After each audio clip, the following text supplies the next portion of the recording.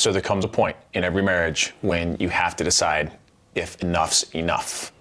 And if it's a deal breaker. Is it time to get a divorce? Is it time to separate? Or can you still make it work?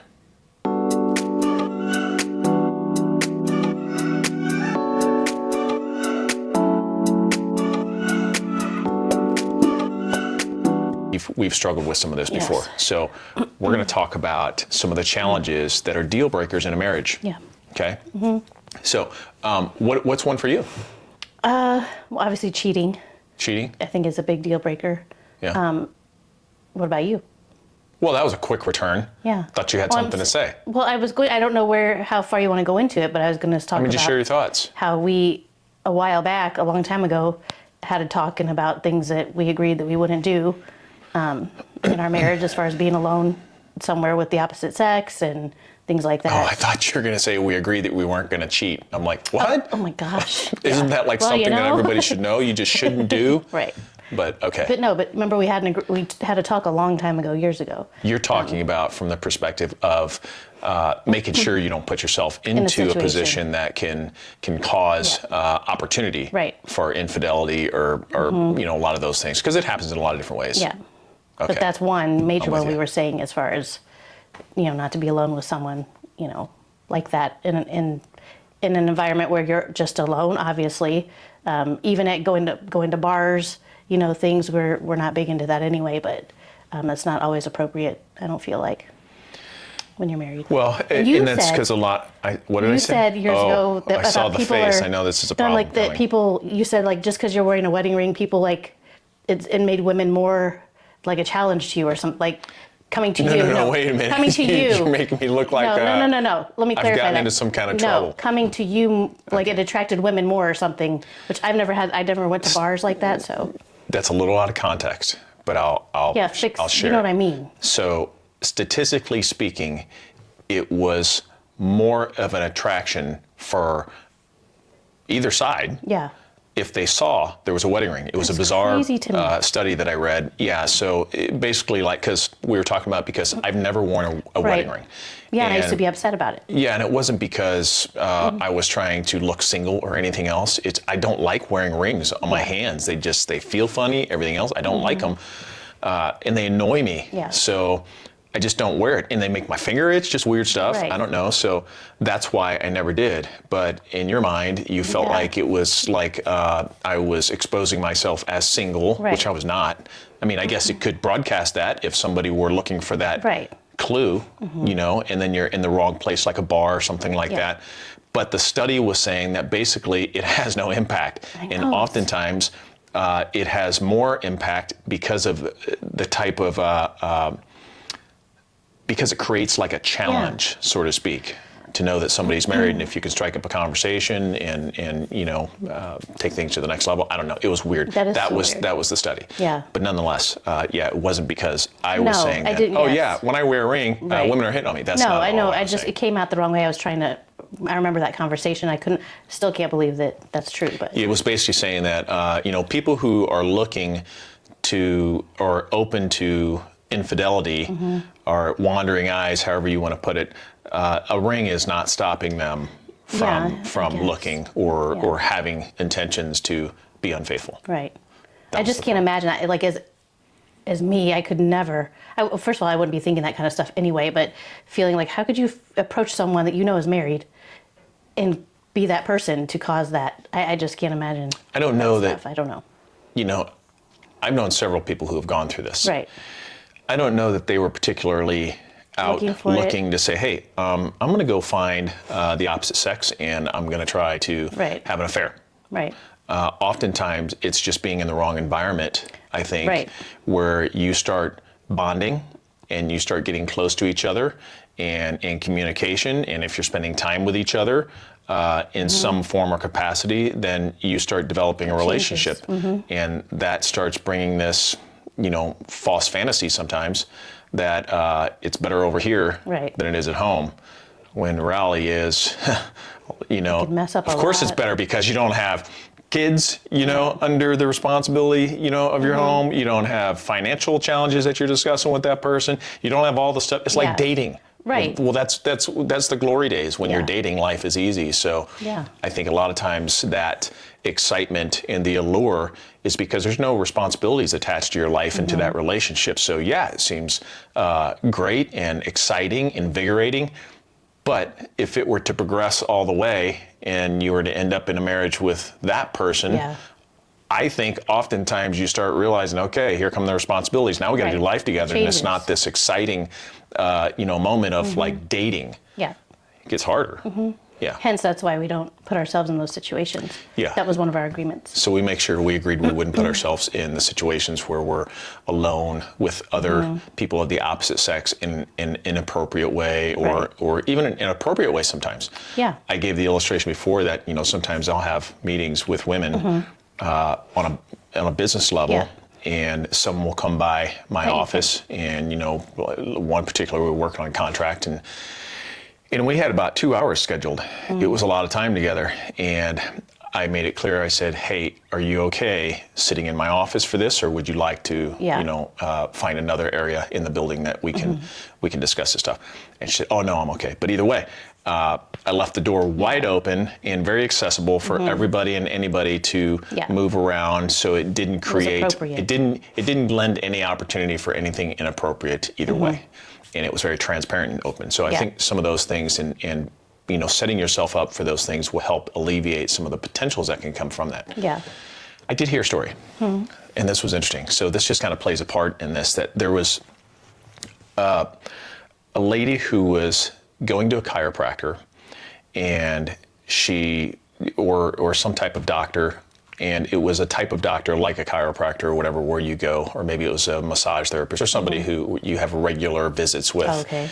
And she started feeling attracted to this person, although she was married and had a family, loved her husband and all these things. And now she was very mature, obviously, by the outcome. And at some point she had to make a decision. She recognized it and said, whoa, what's going on here? So it wasn't something she was looking for intent to, develop feelings for this person or whatever else, but it was proximity, and the doctor was taking care of her and helping her find solutions for her problem and all these things. And she started feeling close to him. Yeah. And she had to stop, sever that relationship, which was the right thing to do. So I thought, what a great example, for somebody to realize, look, we're all human, and this can happen like that. Yeah, and something so innocent at first, you don't realize. Yeah, that was my point. Yeah.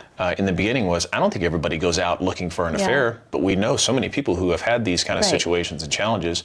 Sometimes it's just proximity, and you just start developing a friendship, and it's fun, it's lighthearted, and you start seeing this strange attraction developing.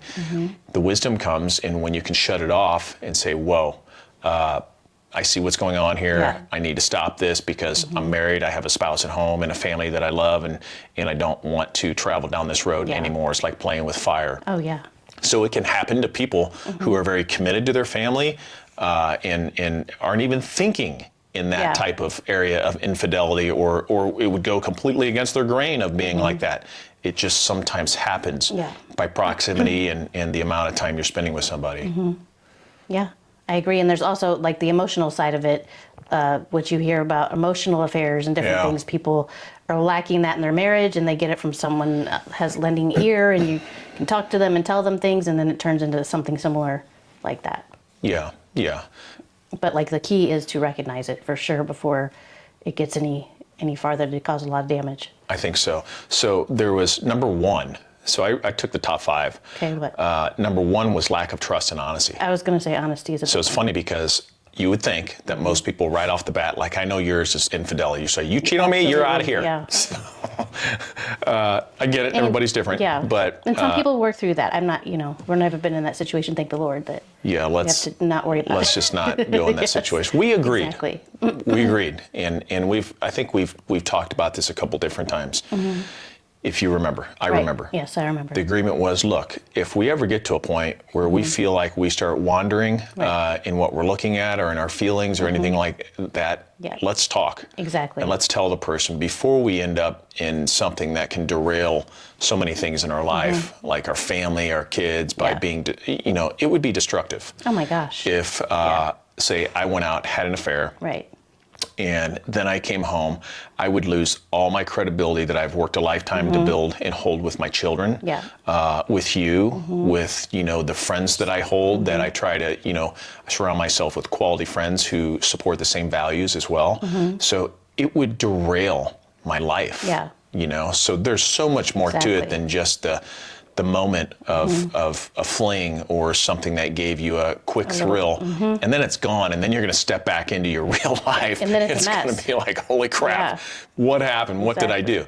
So we talked about that for sure, because that's something I was very big on, is if you're feeling like that, you need to come tell me before you step out and something like that happens. I need to know what's going on, why you're feeling like that, and we can discuss whatever we need to discuss, or whatever needs to happen. But and I think the best part about that is, if you do that, if you agree to it and it's on your mind, to do that, and that thought comes, then it gives you an opportunity to repair or hold on to what you have before there's no turning back. Exactly, because before once it's a deal breaker. Yeah, that's exactly right. So if you were to make a point and say, I'm going to connect with my spouse because I'm feeling kind of disconnected right now, and I don't want to end up in a place where I go too far.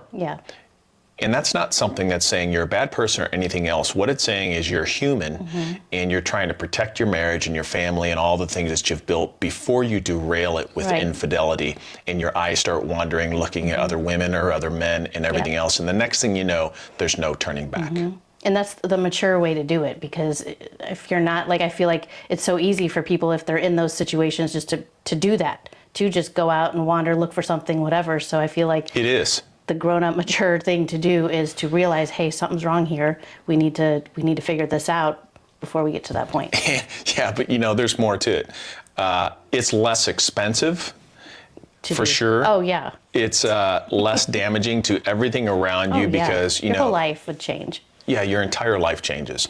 Now, we do know some people who have had, destructive marriages, and they've had divorces and everything else. And divorce is very prominent, obviously, but it's for different reasons. So, just based on the number one was lack of trust. And honestly, number two was infidelity. So it's number two on the ranking of what Google says deal breakers are. The deal breakers are. So not what I thought. I knew yours would be infidelity. Another one was the third, and we'll kind of cut it at the top three, because I think it gives a good picture, was lack of communication. That's a big one.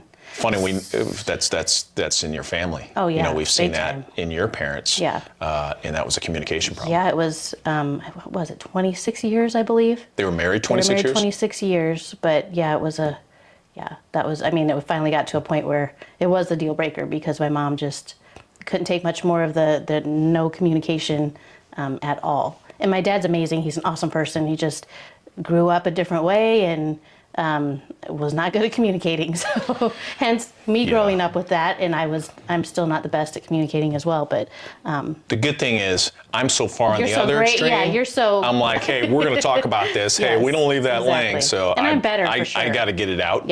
So just my personality type, I have to talk it out, and it will rub me to death until I do. So, hey, iron sharpens iron. And opposites attract. So I guess the good thing is, with you being less talkative and me being more proactive to be talkative, it helps us find a spot where we can communicate. That's good. So the whole conversation really is this. Look, this stuff happens all the time. We have seen it. We've experienced some challenges in our own relationships, and we've discovered some of the things that allow us at almost 30. We're just, literally in less than a month. 4 weeks, almost 30 we'll years. Be at 30 years, and that have allowed us to make it that far and not derail our marriage, excuse me, by letting some of these deal breakers get into our home, our relationship, or whatever else. So if you want to protect your marriage, number one, don't put yourself in an environment that can lend an opportunity for your eyes to wander, for you to get too close to somebody else. Unless you're just done with your marriage and then you don't care, then I guess that's easy to happen. number two, lack of communication. You have to talk things out. Yeah. When you stop talking and stop communicating, there's nothing resolved, and then the story is just building in your own head. Yeah. And it always becomes a conversation with yourself. Exactly. And it's always worse than the reality. It's always worse. It's rarely true. The voice inside your head is usually a liar. It's usually a liar. It's the best story writer ever. True. Yeah, so you in your own head are the best story writer ever. Don't let that narrative that you're making up in your own mind destroy or derail your marriage.